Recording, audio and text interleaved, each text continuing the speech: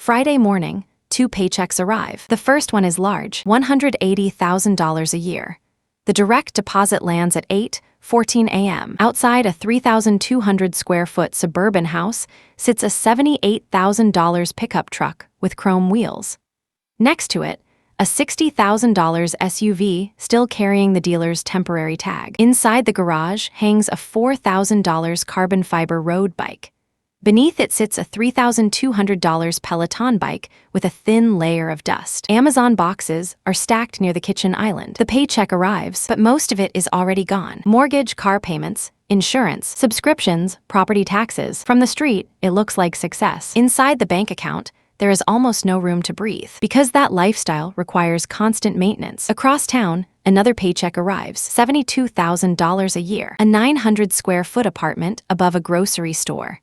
An 8-year-old Honda Civic parked under a dim parking lot light. No car payment, no lifestyle upgrades to maintain. Inside a brokerage account sits $180,000 in low-cost index funds, tracking the S&P 500. Every month, $1,200 moves there automatically. The paycheck lands, and most of it stays. 10 years from now, their lives will look nothing alike. Not because of income, because of margin. Most people believe income determines freedom.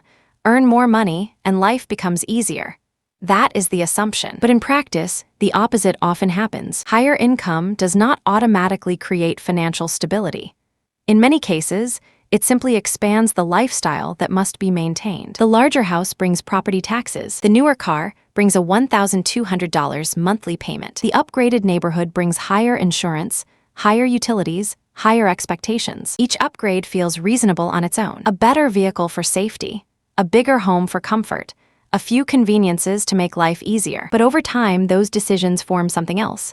A structure, a lifestyle that quietly consumes every future paycheck. The problem is not spending money. The problem is building a life where the next paycheck is required just to keep everything running. Because once income and expenses begin sitting on top of each other, something important disappears. Flexibility. When every dollar already has a destination, work stops being optional. It becomes maintenance. The maintenance of the house, the cars, the subscriptions, the image. And that is where many high earners quietly get trapped. Not by low income, but by a lifestyle that grew faster than their freedom. Most people calculate the price of buying something.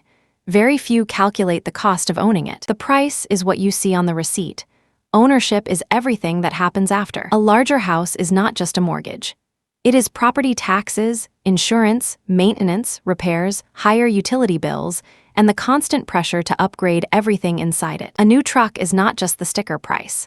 It is the monthly payment, insurance premiums, fuel, tires, oil changes, and depreciation quietly draining value every year. Ownership carries a long tail of obligations, and those obligations accumulate. One payment becomes three payments become 10. Soon the paycheck arriving every 2 weeks is no longer building wealth. It is maintaining a structure made of loans, subscriptions, upgrades, and expectations. This is the hidden math most people never calculate, not the purchase price, the maintenance cost of the life surrounding that purchase. Because the real danger of lifestyle upgrades is not the moment you buy them. The real danger is the moment your lifestyle requires your next paycheck just to stay intact. At that point, the paycheck no longer creates freedom. It maintains the system that removed it. Consider a common example: a $78,000 pickup truck. Most buyers focus on the purchase price or the monthly payment, but ownership tells a different story. Loan payment, about $1,250 per month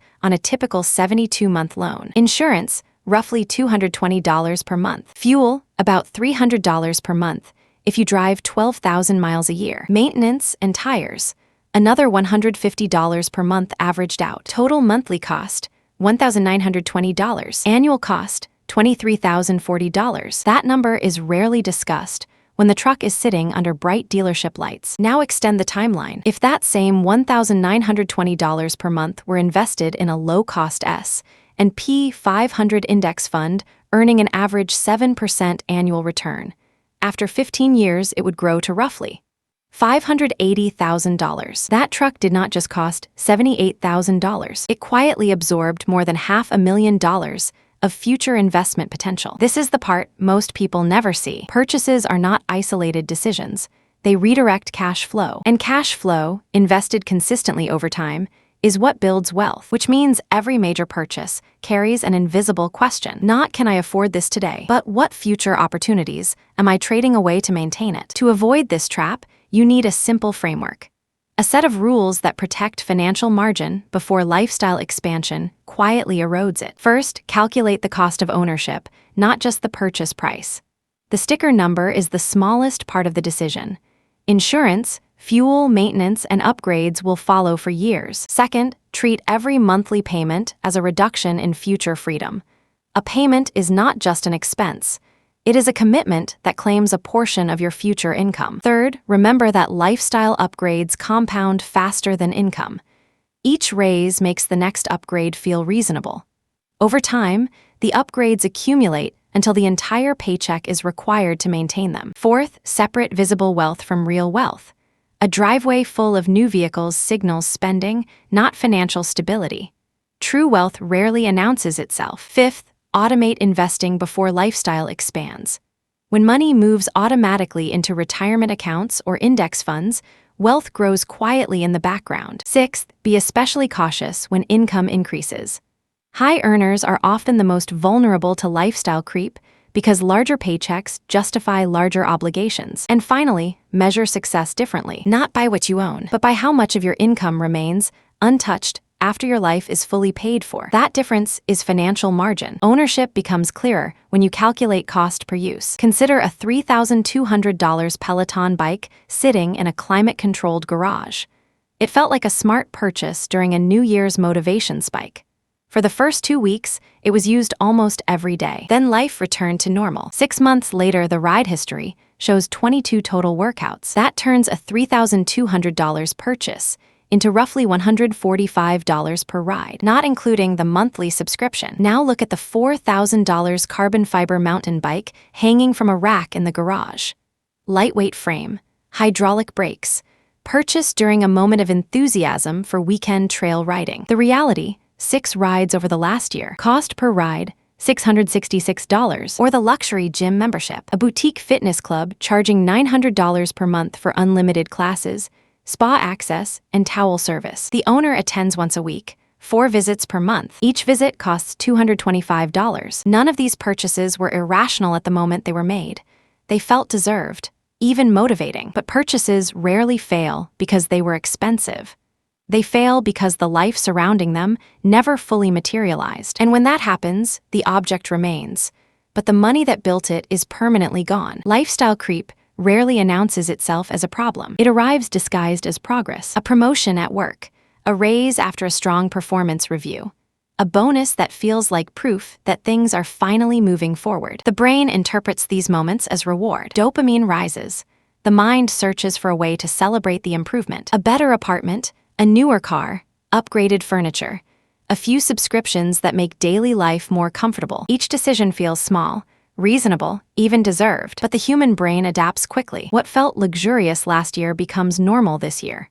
The upgraded lifestyle becomes the new baseline, and once that baseline shifts, the nervous system quietly adjusts its expectations. Now the larger income is no longer extra. It is required. This is where financial pressure begins to build. The brain recognizes that the lifestyle now depends on the next paycheck arriving on time. That awareness produces a constant background tension. Cortisol levels rise during financial uncertainty. Decision fatigue increases because every choice feels like it carries consequences. Ironically, higher income does not always remove stress. If the lifestyle surrounding that income expands too quickly, it can multiply it. Because the larger the lifestyle becomes, the more income it takes simply to keep it running. Escaping this pattern does not require extreme frugality.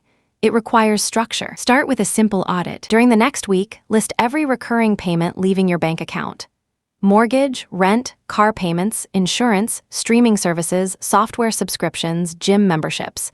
Do not estimate. Use the actual numbers. Most people underestimate how many small obligations exist until they see them written in one place. Next, calculate the cost per use for the largest lifestyle purchases in your life: vehicles, hobbies, memberships, expensive equipment. Divide the total cost by how often you realistically use it in a year. The goal is not guilt. The goal is clarity. During the first month, remove or reduce anything that provides very little real value relative to its cost. Even small changes create additional monthly cash flow. Then redirect that freed cash flow immediately. Automatic transfers into retirement accounts. Automatic purchases of low-cost index funds.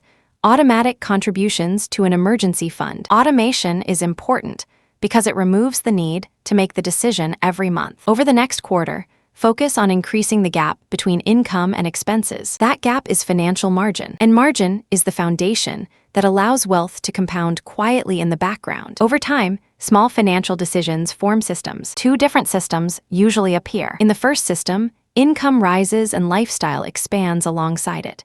A promotion leads to a larger house. The larger house leads to higher property taxes, higher insurance, and higher utility bills.